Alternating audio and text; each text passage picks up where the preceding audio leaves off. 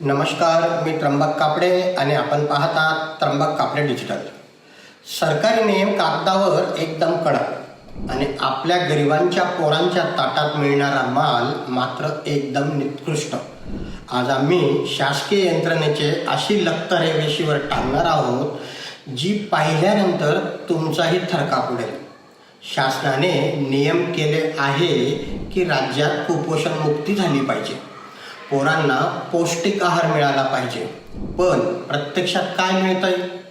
सडलेला तांदूळ, किडलेल्या डाळी, कसपट भरलेले मसाले आणि बाजारापेक्षा दुप्पट भाव घेऊन पुरवलं जाणारं अत्यंत निकृष्ट दर्जाचं अन्नधान्य.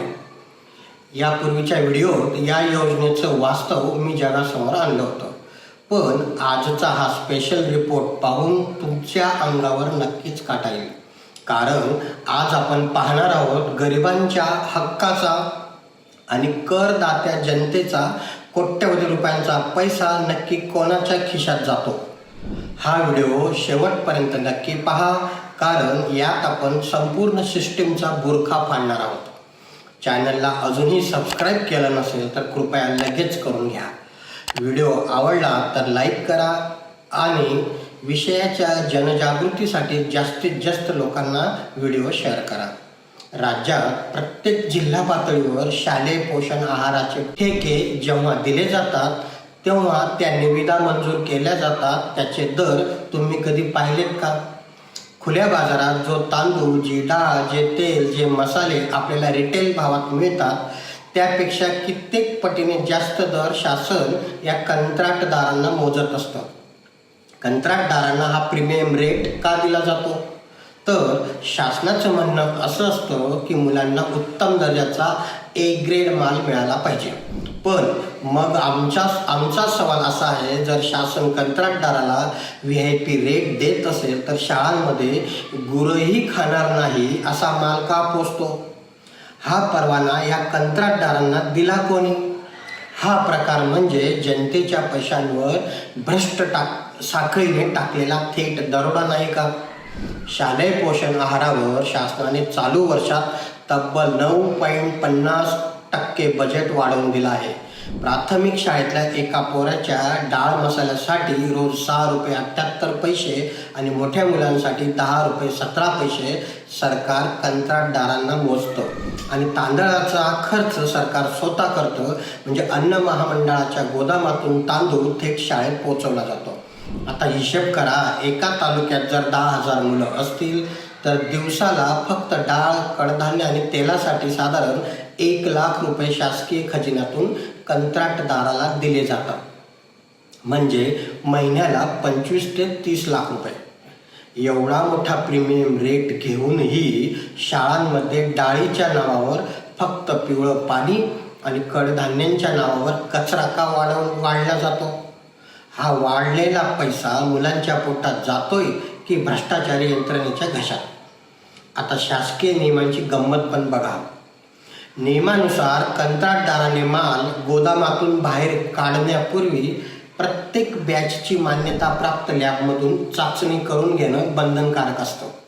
नियम ऐकून तर असं वाटतं की वाह, आमचं सरकार मुलांच्या आरोग्याची किती काळजी घेतं. पण आमचा थेट सवाल असा आहे, जर लॅब टेस्ट खरोखर प्रामाणिकपणे होत असतील तर आळ्या पडलेला, किडलेला माल शाळांपर्यंत पोचतोच कसा? सत्य हे आहे की लॅब रिपोर्ट मॅनेज केले जातात. कंत्राटदाराच्या हवेशीर कॅबिनमध्ये बसूनच ऑल ओकेचे सर्टिफिकेट घेतले जातात. पोरांच्या जीवाशी खेळणाऱ्या या लॅब आणि कंत्राटदारांचं असं काय कनेक्शन आहे की निकृष्ट मालालाही हिरवा कंदील दिला जातो? आज जर राज्याच्या कोणत्याही शाळेत जाऊन अचानक धाड टाकली तर या तथाकथित लॅब टेस्टची पोलखोल झाल्याशिवाय राहणार नाही. आता तुम्ही म्हणत असाल, शाळांमधले शिक्षक किंवा मुख्याध्यापक गप्प का बसतात? ते का नाही तक्रार करत? तर यामागे एक विदारक सत्य आहे, ते पण ऐका. जिल्हा स्तरावर शिक्षणाधिकारी आणि जिल्हाधिकाऱ्यांची एक मोठी समिती असते. भरारी पथकं नियुक्त केलेली असतात. मग नियम काय सांगतो?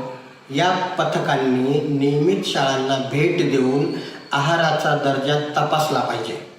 पण ही पथकं कधी शाळांमध्ये सरप्राईज व्हिजिट करताना दिसलीच नाहीत. कंत्राटदारांच्या गोदामांची कधी झडती तर घेतली गेलीच नाही. त्यामुळे जर एखाद्या प्रामाणिक मुख्याध्यापकाने किंवा शिक्षकाने या निकृष्ट मालावर आवाज उठवला किंवा ही कंत्राटदार लॉबी आणि भ्रष्ट अधिकाऱ्यांविरुद्ध तक्रार केली तर ते शिक्षकांवरच दबाव आणतात. तुमच्याच शाळेची चौकशी लावू, तुमची बदली करू अशा धमक्या देत असतात. हा थेट प्रशासकीय दहशतवादच आहे असंच म्हणावं लागेल, ज्यामुळे बिचारे शिक्षक तोंड दाबून बुक्क्यांचा मार सहन करत असतात. आणखी एक गंभीर मुद्दा म्हणजे वेळेवर पुरवठा न करणे. नियमानुसार प्रत्येक महिन्याचा कोटा महिना सुरू होण्यापूर्वी शाळेत पोहोचला पाहिजे. पण कंत्राटदार काय करतात? अनेकदा 2-2 महिने मालच पाठवत नाहीत आणि जेव्हा माल पाठवतात तेव्हा एकाच वेळी 2-3 महिन्यांचा साठा शाळेत आणून डंप केला जातो. आता विचार करा, ग्रामीण भागातील छोट्या शाळांमध्ये एवढा माल सुरक्षित ठेवण्यासाठी जागा कुठून आणणार? परिणामी तो माल तिथेच सडतो, त्याला उंदीर घुशी खातात आणि तोच सडलेला माल नंतर शिजवून आपल्या मुलांच्या पोटात जातो. कंत्राटदारांच्या या मनमानी कारभाराला चाप लावायला प्रशासन अजून किती मुलांच्या जीवावर बेतण्याची वाट पाहते? हा फक्त पैशांचा भ्रष्टाचार नाही, हा देशाचं भविष्य असलेल्या निष्पाप, गरीब आणि गरजू लहान मुलांच्या आरोग्याशी जीवघेणा खेळ आहे.